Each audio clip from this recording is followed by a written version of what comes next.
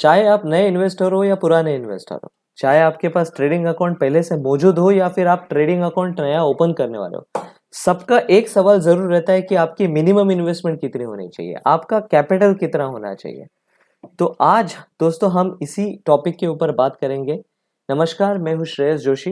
Trading with Shreyas में आप सबका स्वागत है। आप मेरी वेबसाइट tradingwithshreyas.com पे भी जरूर विजिट कर सकते हैं और आपको मेरे बारे में इंफॉर्मेशन मिल जाएगी। तो दोस्तों, मार्केट में कई तरीके के इंस्ट्रूमेंट अवेलेबल है। एक तो है फ्यूचर्स एंड ऑप्शंस, जो है स्पेक्युलेटिव मार्केट। दूसरा है कमोडिटीज और तीसरा है शेयर्स। तो चलिए एग्जांपल के तौर पर बात करते हैं टीसीएस की, जिसकी आज की वैल्यू है 3,300 रुपया। तो अगर आपको टीसीएस का शेयर खरीदना है तो आपको 3,300 रुपया मिनिमम इन्वेस्टमेंट लगेगा। लेकिन अगर आपको टीसीएस के फ्यूचर्स एंड ऑप्शंस में ट्रेड करना है तो आपको मार्जिन रखना पड़ता है। अब ये मार्जिन कौन डिसाइड करता है?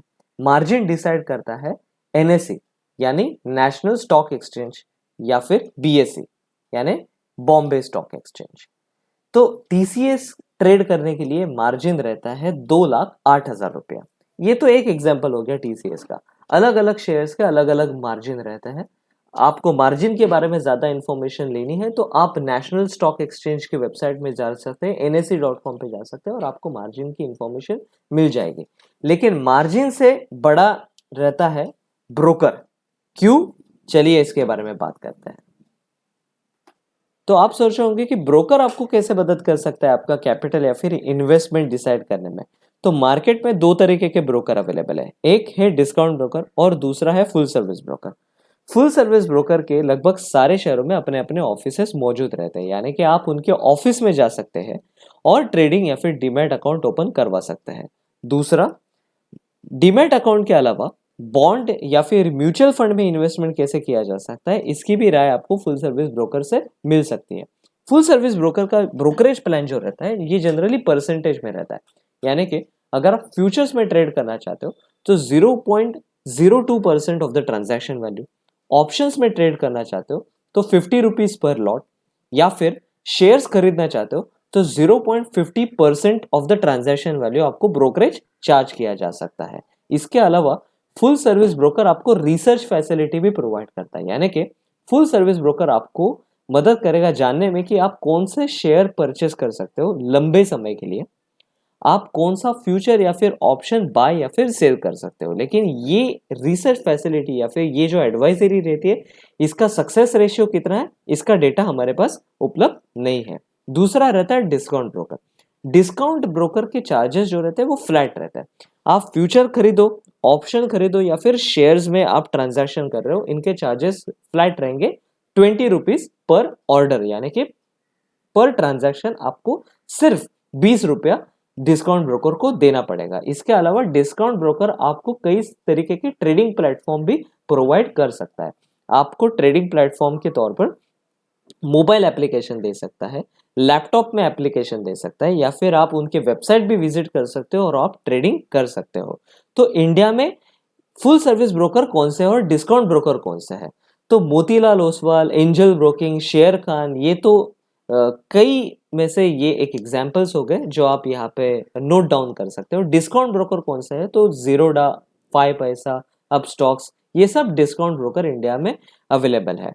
तो ब्रोकर आपको किस तरीके से मदद कर सकता है? देखिए, ब्रोकर प्रोवाइड करता है आपको लेवरेज, यानी कि अगर आपके अकाउंट में 5,000 रुपया है तो 5,000 रुपया से आप ट्रांजैक्शन कर सकते हो 50,000 रुपए का। जी हाँ, ब्रोकर आपको देता है लेवरेज। तो फुल सर्विस ब्रोकर शायद आपको ज्यादा लेवरेज दे सकता है, डिस्काउंट ब्रोकर जो रहता है वो आपको कम लेवरेज दे सकता है। तो दोस्तों, अब तक हम लोगों ने जो सीखा वो था लेवरेज के बारे में। लोग फुल सर्विस या फिर वो ब्रोकर के साथ अकाउंट ओपन करना पसंद करते थे जो उनको ज्यादा लेवरेज दे रहा है, जो 1:10 या फिर 1:8 का लेवरेज दे रहा है। क्यों? देखिए, 80% लोग इंट्राडे ट्रेड करना पसंद करते हैं ताकि उन्हें लेवरेज का बेनिफिट मिल सके, उन्हें फुल मार्जिन रखने की जरूरत ना पड़ सके। लेकिन दोस्तों, अब आ गया है कहानी में ट्विस्ट।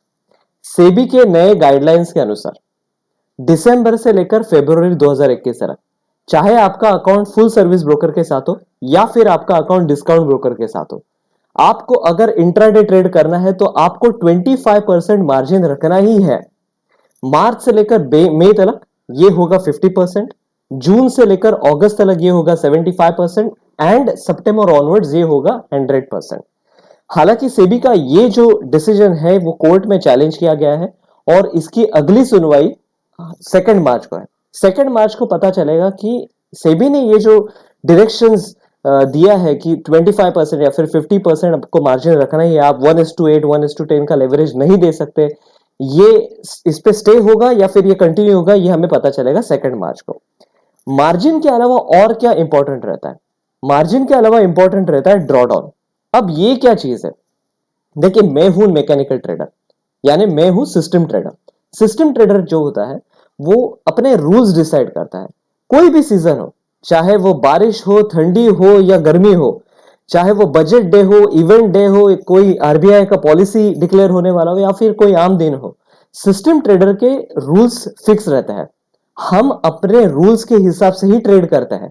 तो जब आप सिस्टम ट्रेडिंग करते हो तो चलो एग्जाम्पल के तौर पर पकड़ते हैं कि आपने आपके अकाउंट की शुरुआत 5 लाख धनराशि से की। 5 लाख से आपका अकाउंट चला गया 6 लाख तक। अभी 6 लाख से आपका अकाउंट वापस आ गया 5,50,000 तक। क्यों? क्योंकि हर सिस्टम हर दिन नहीं चलती, सिस्टम की प्रोबेबिलिटी रहती है। अगर सिस्टम की प्रोबेबिलिटी है 65 to 70%, मतलब 65 to 70% आपके ट्रेड जरूर वर्क होंगे, लेकिन 25 to 30% जब आपके ट्रेड्स नहीं चलेंगे, तब जब आपका सिस्टम 6 लाख से लेकर 5,50,000 तक लगाएगा, तो ये 50,000 को कहते हैं हम लोग ड्रॉ डाउन। तो अब तक हम लोगों ने 2 चीजें सीखी, एक है मार्जिन लेवरेज, दूसरा है ड्रॉडाउन। तो अब हम बात करेंगे कि आपका मिनिमम इन्वेस्टमेंट कैसे डिसाइड हो सकता है। तो मिनिमम इन्वेस्टमेंट डिसाइड करने के लिए एक सिंपल सा फॉर्मूला है। मिनिमम इन्वेस्टमेंट होना चाहिए मार्जिन रिक्वायरमेंट, जो कि एनएससी से तय किया जाता है। अगर आज के तारीख में पकड़ लो 25% मार्जिन रिक्वायरमेंट आपको जरूरी है इंट्राडे में रखना, तो 25% आपको रखना ही है, चाहे आप ऑप्शन ट्रेड कर रहे हो या फिर फ्यूचर ट्रेड कर रहे हो। हालांकि कैश ट्रेडिंग में ये मार्जिन रिक्वायरमेंट नहीं होता, क्योंकि कैश ट्रेडिंग में आप शेयर्स परचेस कर रहे हो और आपको कैरी फॉरवर्ड भी कर सकते हो अगले दिन तक, या फिर आप तब तक कैरी फॉरवर्ड कर सकते हो जब तक आप रखना चाहते हो, जब तक आप सेल नहीं करना चाहते। लेकिन फ्यूचर और ऑप्शंस की स्पेसिफिकली जब मैं बात करता हूं तब मार्जिन रिक्वायरमेंट आता है। तो ये मार्जिन रिक्वायरमेंट नंबर 1 है। और दूसरी चीज है आपकी drawdown.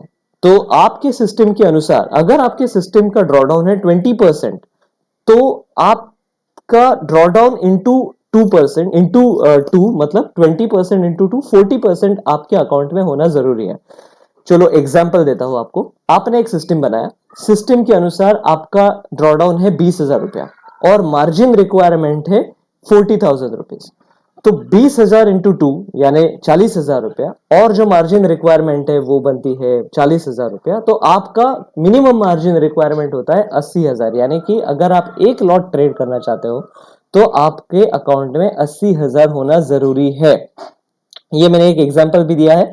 Margin required for Nifty is 1,60,000 and your drawdown is 15%, then your margin required will be 2,08,000 अगर आप पोजिशनल ट्रेडिंग करते हो तो। इंट्राडे ट्रेडिंग के लिए ये मार्जिन अलग बन जाता है।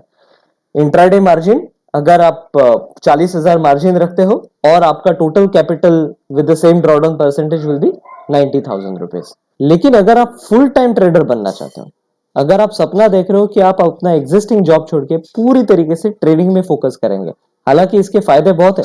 आपको सिर्फ 9 to 3:30 काम करना है, आपको सैटरडे संडे ऑफ मिलेगा, हर एक पब्लिक हॉलिडे में छुट्टी मिलेगी, आप खुद के बॉस हो, किसी को रिपोर्ट नहीं कर रहे हो, बहुत सारे फायदे। लेकिन इसके साथ आती है रिस्पॉन्सिबिलिटी, यानी कि आप अपना एग्जिस्टिंग सैलरी जो है वो पूरी तरीके से बंद कर रहे हो और पूरी तरीके से आप फुल टाइम ट्रेडिंग पे फोकस कर रहे हो, यानी कि आपको अपना इनकम खुद ही जनरेट करना है। तो कंसिडर करते हैं कि आप 3% का इनकम मंथली कमा पाते हो। तो अगर आपकी सैलरी 50,000 है, यानी कि आप सालाना कमा रहे हो 6 लाख रुपया, तो यही 50,000 रुपए अगर आपको ट्रेडिंग से निकालने हैं और आपका स्ट्रेटेजी आपको दे रहा है 3% रिटर्न एवरी मंथ, तो आपका कैपिटल होना चाहिए 17 लाख रुपया। इसके अलावा आपकी जो एनुअल सैलरी है 6 लाख, ये भी अलग से आपके सेविंग अकाउंट में होनी चाहिए, जो कि आपको इमरजेंसी में यूज आ सके। इमरजेंसी में आपको ट्रेडिंग अकाउंट में हाथ ना लगाना पड़े। आप जो सैलरी साइड में रखिए, सेविंग अकाउंट में रखिए 6 लाख रुपया, उसमें से आप पैसे निकाल सके। तो दोस्तों, ये इंफॉर्मेशन थी मिनिमम इन्वेस्टमेंट के बारे में, मिनिमम कैपिटल के बारे में। मैं आशा करता हूँ आपको ये वीडियो पसंद आया रहेगा। आप जरूर लाइक, कमेंट, शेयर कीजिएगा, मेरा चैनल सब्सक्राइब कीजिएगा और मैं जरूर ऐसे वीडियोस लाता रहूंगा। धन्यवाद।